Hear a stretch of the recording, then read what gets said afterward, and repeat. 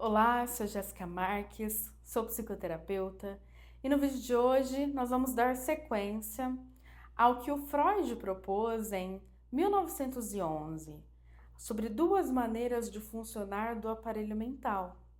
Neste vídeo em específico, vamos falar sobre a segunda proposta, sobre o processo secundário. O que acontece a partir do momento que eu vou dando conta de começar o processo de integração e reconhecer que eu não sou a mãe, que o outro existe. Como que eu vou aprender a lidar com tudo isso? Vimos no vídeo anterior sobre o processo primário que a forma de funcionar, tanto do processo primário como do secundário, nós vamos transitar ao longo de todos os dias, ao longo da vida inteira, porque são formas do funcionamento, duas maneiras dele acontecer. Nessa segunda proposta, eu começo a partir do desconforto do tempo, né, a transitar para o processo secundário, mas não porque eu queira, né? Falamos sobre a dificuldade do pós-parto, do nascimento para o bebê e quanto é difícil para ele entender que ele e a mãe são pessoas diferentes, já que por 9 meses, né, quase 10 meses, ou independente do tempo em que ele ficou no ventre, eles foram um só ali interligados. Então, ele nasce, mas ainda precisa de um processo, de um período para conseguir lidar com a informação de que não são mais a mesma pessoa. Então, como que isso acontece? Não é de maneira voluntária, como mencionei. O bebê, como ele acredita no processo primário, que tudo que acontece ao redor foi ele quem criou, em determinados momentos ele começa a desejar aquele seio que teoricamente ele criou e o seio não vem exatamente quando ele quer. E isso começa a gerar nele todo o desconforto. Então eu pedi pela mãe e ela não tá aqui. Não sabe o que é a mãe nesse momento, mas ele tem toda aquela expectativa, né, do seio, da mãe, da coisa do que tá ali e vai terminar. Então eu estou criando algo para acabar com a minha fome, com o meu desconforto, com o meu frio, por mais que o bebê ainda não faça essas nomeações, é só para a gente conseguir ilustrar. Quando ele vai começando a se dar conta de que existem lapsos de tempo, por mais que a gente esteja falando de segundos, por exemplo, até a mãe conseguir se levantar ou, enfim, pegar o bebê, até chegar a um processo de amamentação no lugar ou se ajeitar para que isso aconteça, esses pequenos desconfortos de eu pensei e não aconteceu, fazem com que ele vá transitando para o processo secundário. E nesse momento, o que vai imperar ali? Princípio de realidade. Por quê? Porque a mãe está na realidade e a mãe não é ele, é um outro alguém, é um sujeito diferente do eu. E para o bebê conseguir lidar com tudo isso, tem uma frase que, quando eu aprendi um pouquinho sobre a teoria, ouvindo o professor Renato nos trazer ali sobre essas reflexões, ele me disse uma frase que para mim ficou muito registrada e muito fácil de entender o processo secundário, né? É como se o bebê dissesse assim: ok? Eu até topo que exista uma mãe e que ela não sou eu. Mas então, nesse primeiro momento, eu preciso que ela viva para mim. Se nós falamos que no processo primário aconteceria o autoerotismo, no processo secundário, nós vamos ter então o início daquilo que o Freud chamou de narcisismo primário. Já tem vídeo aqui no canal falando sobre isso. Se você ainda não assistiu, eu vou deixar aqui embaixo do vídeo linkado o link de acesso para que você possa assistir, que é muito importante e interessante também para a psicanálise. É no processo secundário que o narcisismo primário acontece, que é quando a mãe dispõe de um tempo muito maior, abre mão de coisas de si, ou seja, ela quebra o seu próprio narcisismo em prol do bebê, em prol dos cuidados, né?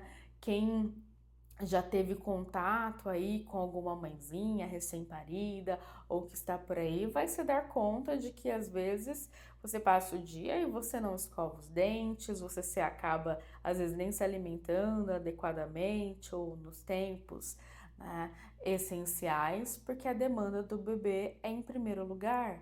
E o bebê precisa disso, ele precisa que tanto a função materna quanto também a função paterna abram mão de coisas externas em prol da necessidade dele, visto que sem essas duas funções, esse bebê não vai sobreviver, né? Eu acho muito bacana quando Donald Winnicott fala sobre o bebê não existe. Quando você encontra um bebê, você se depara com os cuidados maternos e paternos que ele recebeu. E é um pouco sobre isso, né? Porque toda a dedicação, todo o cuidado é aquilo que você encontra quando você se depara com esse bebê, é todo a dedicação, se ele está saudável, se ele está se desenvolvendo, né? Então, assim, é todo o cuidado que foi proposto para ele, né, ali naquele momento. E no processo secundário, eu já dou conta de reconhecer aos poucos, claro, se a gente está falando de um bebê, ele vai ficar muito tempo, muito pouquinho tempo nessa forma de funcionar e logo ele já volta para outra, né, pro princípio primário, onde eu crio tudo, tudo partiu de mim, as coisas giram ao meu redor e aos pouquinhos eu vou conseguindo criar maturidade, criar ali uma tolerância à frustração para que eu possa passar mais tempo no processo secundário.